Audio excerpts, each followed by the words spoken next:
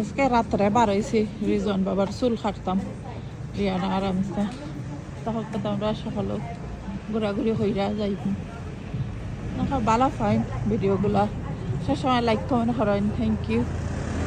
কখন ট্রাফিক গাড়ি আটের না লন্ডন সিটি ওলা কেন একবারে মাথা পর্যন্ত ট্রাফিক 8টা যাইতে কি পারবা 10 মিনিটে কিন্তু গাড়িতে যাওয়া যে ডিফিকাল্ট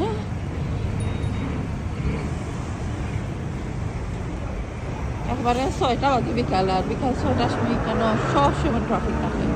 অলওয়াইজ পুরোটাই বারে বারে ট্রাফিকে লাগে গাড়ি বারে বারে তো চাই না যে লম্বা ট্রাফিক দেখো